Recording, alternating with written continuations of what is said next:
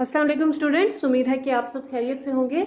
आज के इस लेक्चर के अंदर हम एक मोस्ट इंपॉर्टेंट टॉपिक जो है वो डिस्कस करेंगे, जो बोर्ड के हवाले से शॉर्ट क्वेश्चन या लॉन्ग क्वेश्चन में जो है ये आता है। ठीक है, ये बहुत इंपॉर्टेंट टॉपिक है आपका, इसको आपने बहुत ही ध्यान से क्या करना है, समझ लेना है। तो आपका टॉपिक है आज का हाफ लाइफ।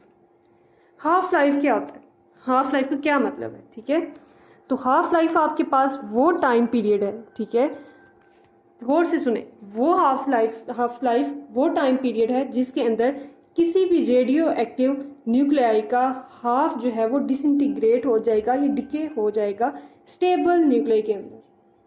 ठीक, अब आपके पास यहाँ पे सोच रहे होंगे कि स्टेबल क्या है और अनस्टेबल क्या है। तो अनस्टेबल न्यूक्लियाई वो होते हैं जिनका एटॉमिक नंबर, ठीक है, 82 से ग्रेटर हो, वो आपके पास अनस्टेबल न्यूक्लियाई होते हैं। इनमें से आपके पास नेचुरली जो रेडिएशंस होती हैं वो इमिट हो रही होती हैं, और स्टेबल आपके पास न्यूक्लियाई कौन से होते हैं, जिनका एटॉमिक नंबर 1 से 82 के दरमियान में लाई करता है, और ये इनमें से नेचुरली आपके पास रेडिएशंस इमिट नहीं हो रही होती। तो स्टेबल और अनस्टेबल की होप्स तो आपको डेफिनेशन समझ आ गई होगी। स्टेबल वो जो कि क्या करते हैं, नेचुरली रेडिएशंस को इमिट नहीं करते और उनका एटॉमिक नंबर 1 से 82 के दरमियान में लाई करता है। और अनस्टेबल ऐसे न्यूक्लियाई हैं आपके पास जिनका एटॉमिक नंबर 82 से ग्रेटर होगा और इनमें से नेचुरली आपके पास रेडिएशन इमिट हो रही होंगी।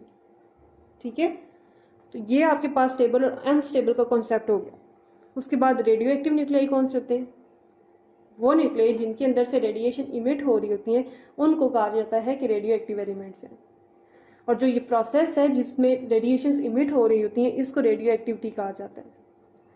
तो अब हम हाफ लाइफ की डेफिनेशन के ऊपर चलते हैं। The time during which half of the unstable radio active nuclei disintegrate is called half life of the sample of radio active element.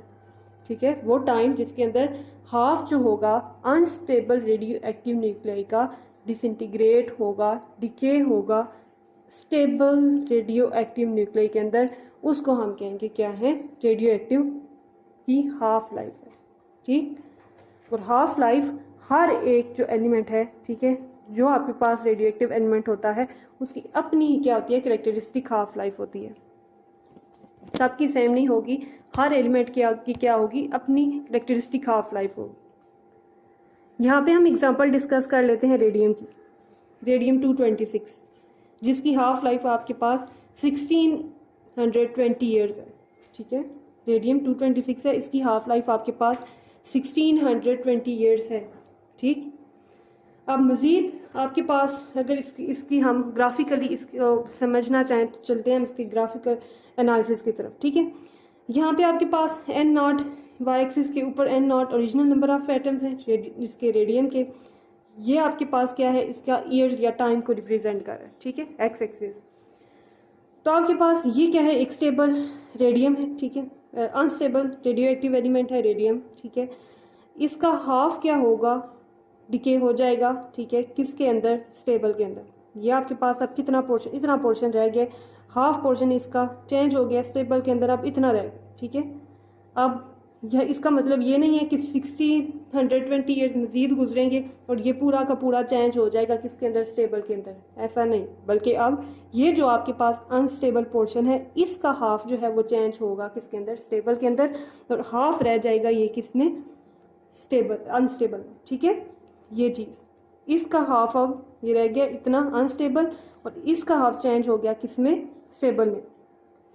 अब फिर नेक्स्ट क्या होगा, मजीद इतने ईयर्स गुजरेंगे, 1620 ईयर्स गुजरेंगे और इसका हाफ जो होगा वो चेंज होगा किसके अंदर, स्टेबल के अंदर, और हाफ रह जाएगा अनस्टेबल में।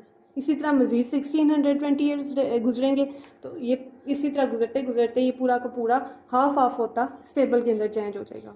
जैसे ग्राफ में था पहले, ये आपके पास एक स्टेबल रेडियम है, ठीक है, अनस्टेबल रेडियम है, ठीक है, जिसका हाफ जो है वो चेंज हुआ है किसमें, स्टेबल में। ठीक है, फिर मजीद जब इतने ईयर्स गुजरे, ठीक है, इस के अंदर आप मजीद 1620 ऐड करो तो 3240 आता है। अब इसके अंदर मजीद ऐड करो 1620 ईयर्स, जब मजीद गुजरेंगे तो कितने हो जाएंगे, 4816।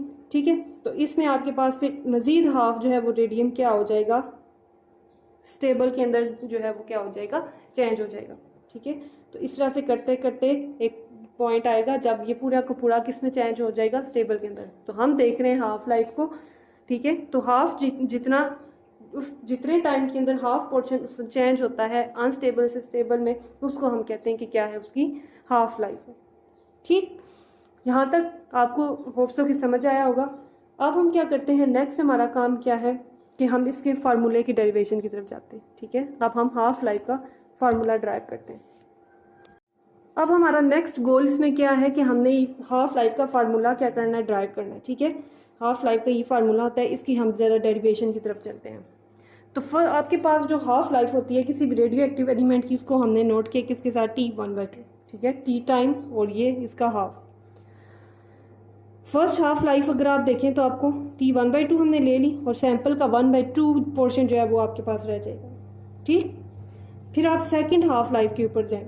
सेकंड हाफ लाइफ हमने T1/2 को क्या किया, इसे इस तरह से शो करवा ली, और जो हाफ था आपके पास, पहले हाफ था, इसका मज़ीद हाफ हो जाएगा। ठीक है। तो इस तरह से करेंगे तो 1/4 इसका हाफ आपके पास आ गया। ठीक है। इसी तरह से हमने क्या करना है, थर्ड हाफ लाइफ भी देख लेनी है। ठीक है। थर्ड हाफ लाइफ को इस तरह से नोट करें, 3T1/2, ये हाफ टाइम को, हाफ लाइफ को शो करवा रहा है। 3 थर्ड हम देख रहे हैं इसलिए साथ 3 लिखा है। इसको कर निकालेंगे तो आपके पास क्या आएगा, 1/2 1/2 1/2। ठीक है। यानी कि 1/4 का अगर आप हाफ करेंगे तो क्या आएगा, 1/8। ठीक है। इस पूरी चीज़ में आपने क्या देखा है कि यहाँ पे किस चीज़ की वैल्यू चेंज हो रही है, जो 2 के ऊपर पावर है वो चेंज हो रही है। यहाँ पे अगर आप देखें तो 1/2 1 पावर होगी। ठीक है। यहाँ पे देखें तो 1/2 का स्केयर हो जाएगा यहाँ पे। ठीक है। थर्ड हाफ लाइफ में देखें तो इस लास्ट वाली वैल्यू को देखें तो इसको भी हम अगर लिखें तो 1/2 की पावर 3 है। तो यहाँ पे जो आपके पास ये चीज़ है ये क्या हो रही है, चेंज हो रही है। ठीक है। तो इसको हम नोट करेंगे किसके साथ, T के साथ। ये आपको बताएगा कि वो ईयर है जिस ईयर की आपने क्या करनी है, हाफ लाइफ निकालनी है। अगर मैं कहूँ कि मैं 10th हाफ लाइफ निकालूंगी, ठीक है, तो मैं इस T की जगह क्या पुट करूँगी, 10 पुट कर दूंगी। अगर आप इसी तरह आप 4th हाफ लाइफ निकालना चाहते हैं तो T की जगह क्या पुट कर देंगे, 4। ठीक है। तो इस तरह से यहाँ पे वेरिएशन किस में आ रही है, इस T की वैल्यू के अंदर, इस पावर के अंदर आपके पास क्या आ रही है, वेरिएशन आ रही है। ठीक है। तो जिस भी आपको ईयर का कहा जाएगा कि आप इस ईयर की हाफ लाइफ निकाल के दें, 6th हाफ लाइफ निकाल के दें, 5th निकाल के दें, तो आप उस नंबर को क्या करें, यहाँ पे उस ईयर को पुट कर दें। ठीक है, इस T की जगह। N आपके पास रिमेनिंग नंबर ऑफ एटम्स होंगे जो डिके के बाद बचे हैं। ठीक है। रिमेनिंग एटम्स क्या हैं, जो डिके के बाद बचे हैं। N0 क्या होगा, ओरिजिनल नंबर ऑफ एटम होंगे। ठीक है। जैसे रेडियम हम ले रहे थे यहाँ पे, तो इसकी आपके पास ये क्या थी, ओरिजिनल नंबर ऑफ एटम थे। ठीक है। डिके होने के बाद आपके पास समझ लें कि इतना पोर्शन बचा है। ठीक है। तो ये क्या होगा, आपके पास N होगा, जितने बाकी बचे हैं। ठीक है। तो इस तरह से ये आप नोट कर लें। यहाँ से हम बना लेते हैं, आप इसका हाफ लाइफ का फार्मूला बना लेते हैं। ठीक है। तो आपके पास रिमेनिंग एटम आपने निकालने हैं, N is equal to original number of atoms multiply कर दें किसके साथ, 1/2 की पावर T। ठीक है। T की क्या हो रहा था, बार बार चेंज हो रहा था। जब भी आपको कहा जाए कि आप हाफ लाइफ निकाल के दें, 3rd half life, 4th half life, 6th half life, तो आप उस जो हाफ लाइफ मांगी जा रही है आपसे, उसको क्या करें, यहाँ पे T पे पुट कर दें। ठीक है। जो आपको गिवन नंबर्स होंगे, ओरिजिनल नंबर ऑफ आइटम दिए होंगे, उसको आप N0 की जगह पुट करें, तो आपके पास हाफ लाइफ जो है वो क्या होगी, किसी भी रेडियो एक्टिव एलिमेंट की फाइंड हो जाएगी। ठीक हो गया। नेक्स्ट चीज़ हम देख लेते हैं कि जो हाफ लाइफ होती है वो किस चीज़ के ऊपर डिपेंड कर रही होती है।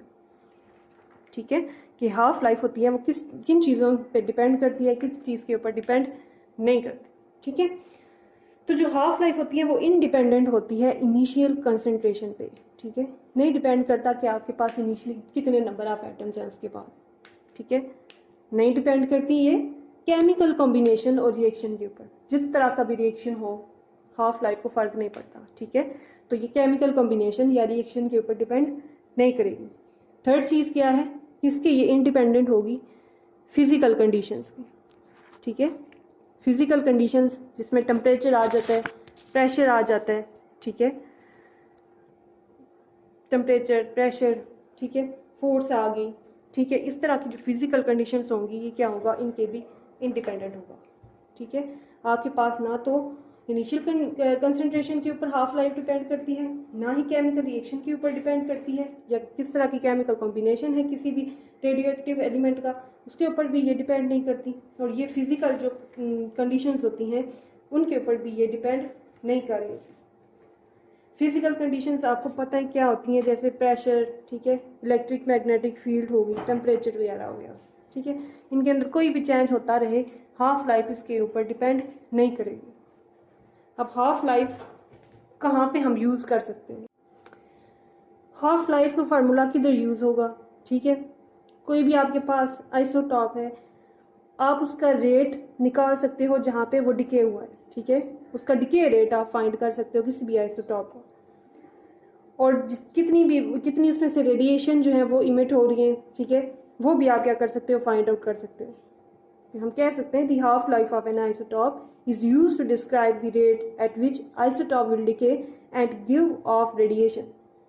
It is possible to predict the amount of radioactive material that will remain after a given amount. हम प्रिडिक्ट कर सकते हैं कि कितना रेडियोएक्टिव मटेरियल हमारे पास बाकी रह गया है डिके के बाद, ठीक है। तो इस तरह से आप दो चीज इनको फाइंड कर सकते हो हाफ लाइफ के फार्मूला को यूज़ करके, कि एक तो डिके रेट कितना है, कितनी रेडिएशन इमिट हो रही है, और कितना आपके पास जो है वो बाकी सब्सटेंस या कोई रेडियो एक्टिव एलिमेंट जो है वो बचा है, ठीक है, डिके होने के बाद। हो सो कि आपको हाफ लाइफ का टॉपिक अच्छे से समझ आ गया होगा, ये बहुत ही इंपॉर्टेंट टॉपिक है। इंशाल्लाह आप नेक्स्ट वीडियो के अंदर आपसे मुलाकात होगी, तब तक के लिए अपना ख्याल रखिएगा। अल्लाह हाफिज़।